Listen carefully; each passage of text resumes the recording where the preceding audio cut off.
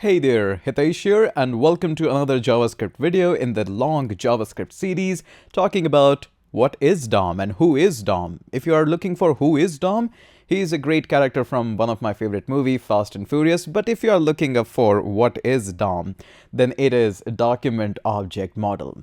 I know this is one of the nightmare for a whole lot of people, but this is gonna get away in this video. It's one of the most simplest thing you can ever have. And today we're going to learn a little more than DOM, and especially when I look for the DOM and images, you see something like these guys. And the best way to understand these guys is just to learn how we can create one. You don't need to do it along with me, you just need to watch it here so that we understand how these diagrams are actually being created. And once you understand these kinds of diagrams, you create them by your own. That's it, you have cleared 100% with absolute clarity that what is DOM. For creating this diagram, I'm going to be using a simple Adobe XD. You can use any of that. Even you can take pen and paper along with me and create these kinds of things. Again, it's really super easy, really super simple. Let's go ahead and get started. Okay, first and foremost, in order to understand the document object model or DOM, just don't look the HTML file as just like something very extraordinary. Just try to understand this is just a document like any other document, your PDF, your Word file. Just simplify it as much as you can. Once you have done that, now we're going to go inside the code editor and we're going to write some HTML together. Yes, even if you have no experience in that, that's okay, that's fine. And for all those people who are asking me the question that, hey, you didn't cover try and catch, you didn't cover the promises, and we are in the DOM, how we're gonna, don't worry, you're already enjoying this course. So keep on enjoying. Don't worry about the part which I have covered, which I haven't covered. You're gonna love this and we're gonna cover a whole lot of part. No promises of covering everything, but I'll try my best. Okay. Now let's go ahead and create another folder. Now in the section 4, I'll be creating a couple of folders because it's important for us right now to place everything inside the subfolder for more clarity. Okay, we're going to start with 01 and we're going to call this one as DOM. There we go. Now inside this DOM, I'm going to create a new file. Let's call this one as index.html, but feel free to call it whatever you like. Doesn't really matter. If you're using the same code editor as I am, notice, first and foremost, index.html, it's already a document. So it's time that we go on to this code editor and write something here. So I'm going to go ahead and create a simple box here, and we are going to just fill it up with some colors, something like this, which looks decent. I'm going to add this to the color palette so that it doesn't really bother us much. Oops, Command Z. I don't want borders, and now I want to add it. Okay. Now let's go ahead and write this. So we have created a document. So let's call it as a document. And again, I'll select the colors. Yes, I will be doing it to make it almost perfect as much as I can. So we got the document. Okay, first layer is being created. Now I'm going to go ahead and draw a simple line here so that it's much more easier for us to understand the rest of the concept. I'll make it a little bit bigger so that it's easier to see. And again, we are trying to create our own diagram, so it's going to be all fun up here. Let me go up here. There we go. Nice and easy diagrams. Okay. Now let's go back here. So this diagram is already here. Now, if you're following along and you are using the same code editor, I can use a simple exclamation sign and hit the tab key. It fills the document with the boilerplate code which every single HTML got. And every single HTML needs to have, these ones are really optional. You don't need to have it. We can actually get rid of them. But we got head, and inside the head a few meta tags are there, and we're going to get rid of them as well because they are not 100%, they're good to have, but you can avoid them too. Notice here, we got a head and we got a body as well inside this HTML. Okay, the document. Let's go ahead and place these guys as well. So what we're going to do is inside this document, I'm going to make a duplicate of this. On this next level, we got a simple HTML. And after this HTML, we got another document or another subtree of it. Not the HTML, this one is actually head, my bad.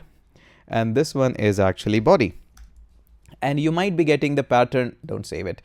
You might be getting the pattern that yes, this is what we got. Okay, nice and easy. Now, in case you did notice that inside the head, we got another element, which is title. There we go. And it can say title is maybe DOM. Okay. So how am I going to place this? This is inside the head. So this should go somewhere inside the head here.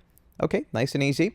So what we're going to do is let's go ahead and move this one. We need another copy of this one, but this time this one is going to be a bit smaller just for the sake of our visual perspective. And we're going to have UR title. Okay, nice and easy. And this one is actually going inside the head. So we're going to place it somewhere here. Okay, let's go ahead and draw a line here. I know this is getting a little bit boring as of now, but it will be very, very good for you in the long run. So just follow along. Okay, we are somewhere here, not exactly the same diagram, but we are somewhere here. The true magic actually comes inside the body. Inside the body, you're going to see a variety of divs or sections like head, body, navigation bar in your HTML. Let's just say I have a div here, first and foremost. So let's go ahead and do the same thing on the diagram as well. I'm going to even expand this a little bit more so that we have more room. There we go. Now notice here, we got a div already. Okay. Let's go ahead and call this one as div. Okay. But can we have just one div? No, there are going to be many div here. For example, this is going to be a div with a class, maybe starting with nav. We have a navigation bar. We might be having another one for the div for the body of your HTML page, and maybe another one for the footer. So we got 3 of them. Let's go ahead and place them. Now, since all of them are at the same level of the document, we're going to go ahead and place them on the same level. So let's go ahead and place it. So this is another one, and this is another one. Let's call them as these are the div for nav. This one is for body, and this one is for footer. Okay, so far so easy.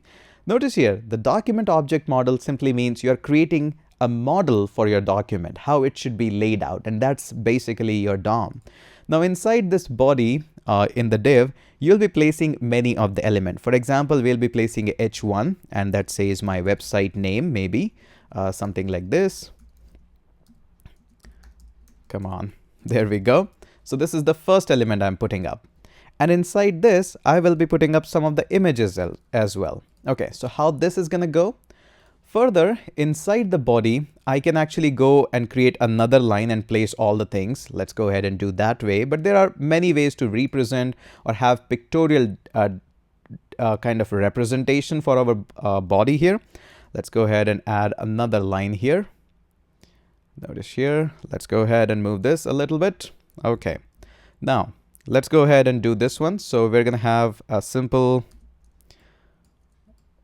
Now inside this, again, we are going to shrink it down a little bit. There we go. So this one is having an h1, and after the h1, we are having another one, which is img, image. So there we go. These are nice and easy that we are having. Let's assign them like this, and there we go. So you're already seeing how this can be represented, and you might have seen these kinds of diagrams. Some people represent them in boxes, some people represent them in circles, but this is how your object model is going to go. Just one last thing before I conclude this video. Sometimes what you're going to notice that you're going to see something like this. Again, inside the h1, there is an anchor tag, which goes nowhere, and you are having something like this. Click here, not gear. Click here. So how do you go further there? So inside the h1, we have again an a reference tag. So definitely 100% you can go ahead and create another line below the h1 and can have a document structure there. But sometimes what people like to do is make a copy instead of this. So they like to represent in the horizontal manner too. So this goes a line, and how many elements are inside the h1 are actually represented like this. So in my case, this one is a tag, so I'm going to represent it like this. And these are a couple of ways how you represent that. Again, it's totally on you, whether you represent from top to bottom scale or from left to right scale, 100% doable. Now let's go back and take an example of some of these things so that we get more clarity. Now we can read these diagrams pretty easily. And if any diagram is thrown at you, you can read it. A document, yeah, a simple index.html or whatever the HTML file. Then we got HTML here. We got head and the body portion. Head includes the title. Title includes further a text of my title. You get that. The body is here, which is having an element h1 and element which is anchor tag. h1 includes a heading. A includes the href and the link title. And you can pick up any of this here, and you are going to be able to read all of them. Document has HTML, which we saw, and we got head and body here. The head has got a title and my page. The H1 is having a title here, text, and then we got some unordered list, and these are the list element. So again, there are very kind of endless ways of depicting these things, and you're going to see them all around. But it is not really tough to understand them. This is just kind of a pictorial representation of whatever you are doing in your file. Do we always have to do these kinds of pictorial representations? No, not at all. We never do it. Just for training and simple exercises, yes, we do it, but that's your document object model.